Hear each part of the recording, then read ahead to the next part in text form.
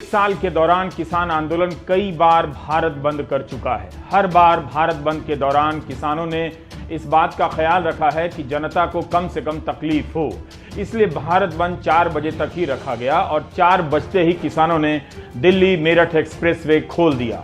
भारत बंद करने वाले किसान अपने भारत में ही खुद बंद नजर आ रहे हैं।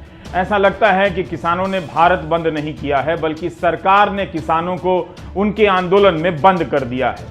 किसान 1 साल से तरह तरह के आंदोलन तो करते दिखाई दे रहे हैं, लेकिन सरकार ने जनवरी के बाद आंदोलन की तरफ देखना ही बंद कर दिया।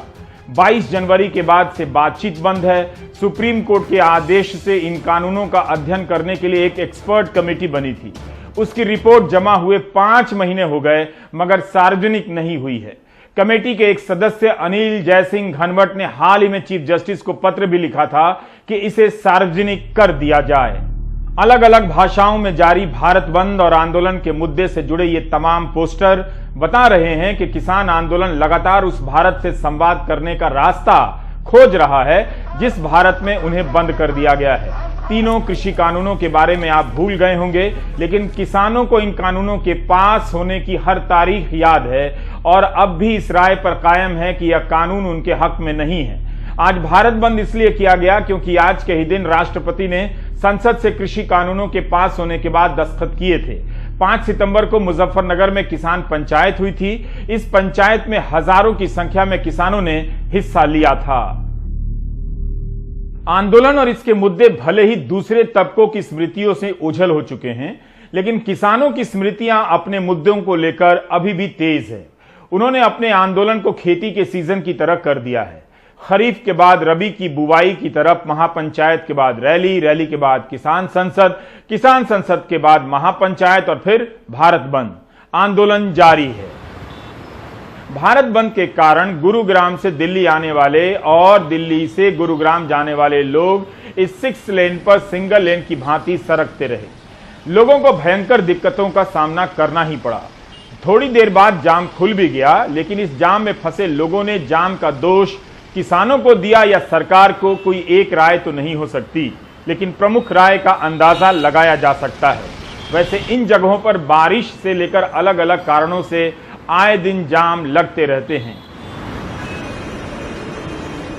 जुलाई 2016 में गुरुग्राम में बारिश के कारण बाढ़ आ गई थी और लोग 10-10 घंटे सड़क पर ही रह गए।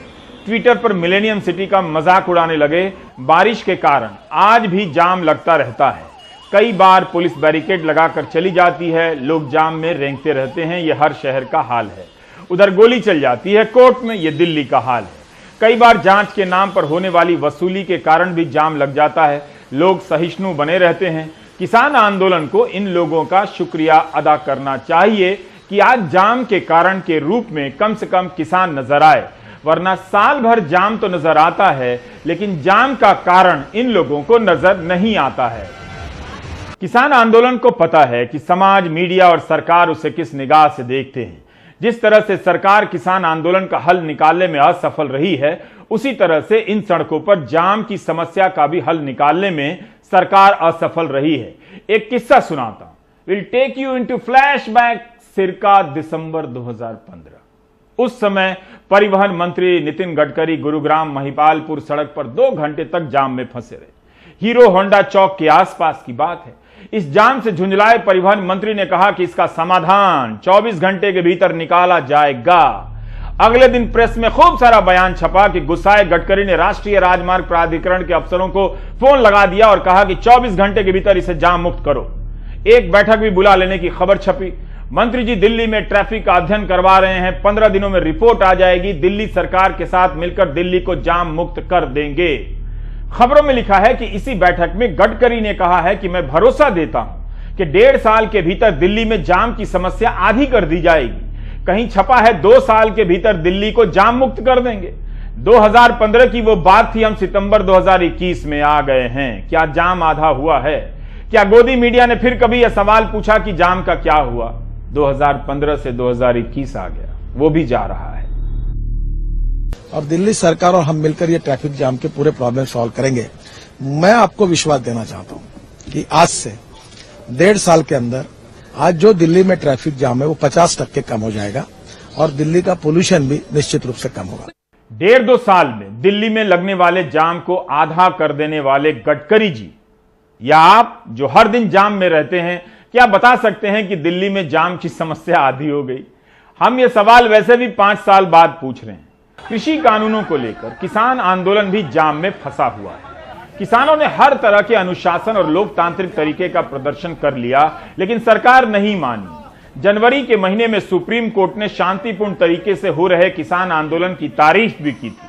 भारत के किसान 11 महीनों से सड़क पर हैं। किसानों ने इस बात की चिंता छोड़ दी है कि आंदोलन कब तक चलेगा।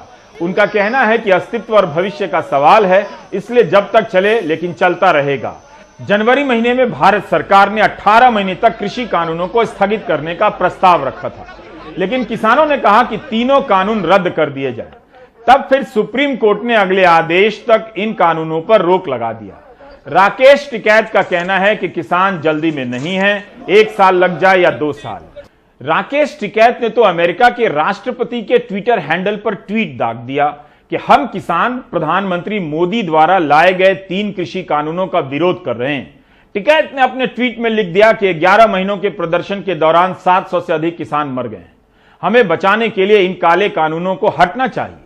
जब आप प्रधानमंत्री मोदी से मुलाकात करें तो इस पर फोकस करें। फोकस क्या होना था? प्रेस को ही बाहर कर दिया गया। इस पर से बाइडेन ने कह दिया कि भारत का प्रेस तो बड़ा ही शालीन है, आज्ञाकारी है। कूटनीतिक स्तर पर गोदी मीडिया को शालीन, सुसंस्कृत और आज्ञाकारी ही कहा जाता है। वैसे अमेरिका में किसान आंदोलन के समर्थन में बैनर पोस्टर लेकर लोग सड़कों पर उतरे, जिसे भारत में न के बराबर दिखाया गया। इसके पहले भी अमेरिका, कनाडा, ब्रिटेन के कई शहरों में किसान आंदोलन के समर्थन में कई बड़ी रैलियां हुई हैं। फरवरी में ही अमेरिकी किसानों के संगठनों ने भी भारत के किसान आंदोलन के समर्थन में बड़ा मार्च निकाला था और अपना समर्थन दिया। अमेरिका में इस्तेमाल कई पोस्टरों में खराब भाषा का इस्तेमाल किया गया, जिसे नहीं करना चाहिए था। फिर भी उन पोस्टरों को ना दिखाते हुए इन प्रदर्शनों को दिखाया तो जा ही सकता था। बाइडेन ने प्रधानमंत्री के सामने अहिंसा, सहिष्णुता और विविधता पर जोर दे दिया। एक तरह से इन तीनों बातों का संबंध भारत में चल रही घटनाओं से लगाया गया। कमला हैरिस ने तो कह दिया कि जरूरी है कि अपने अपने देशों में लोकतंत्र के सिद्धांतों और संस्थानों की रक्षा की जाए। प्रधानमंत्री मोदी ने कह दिया कि भारत सारे लोकतंत्रों की मां है, मां। क्या आप जानते हैं कि दुनिया भर में लोकतंत्र की महिमा का बखान करने वाले प्रधानमंत्री मोदी ने 7 साल में एक भी प्रेस कॉन्फ्रेंस नहीं की है और अब विदेशों में भी सवालों का सामना नहीं करते हैं। 300 से भी अधिक दिनों से किसान आंदोलन पर हैं, लेकिन प्रधानमंत्री ने उनसे बात नहीं की है, जबकि उन्हीं का बयान है कि एक फोन कॉल की दूरी पर हैं। फरवरी के महीने में अमेरिका का बयान है कि किसानों की समस्या का समाधान बातचीत से निकाला जाना चाहिए। भारत स्थित अमेरिकी दूतावास से यह बयान आया था। भारत सरकार के प्रतिनिधि ने दोहा में तालिबान से बात कर ली, लेकिन 7 महीने से किसानों से बात नहीं हो रही है। राकेश टिकैत 2 टूक पूछ रहे हैं कि कहां बात करनी है, कब करनी है। किसान आंदोलन के प्रसंग में मानवाधिकार आयोग भी आ गया है। कायदे से मानवाधिकार आयोग को यह पूछना चाहिए कि किसान सड़क पर क्यों हैं, वे क्यों मर रहे हैं, सरकार क्या कर रही है।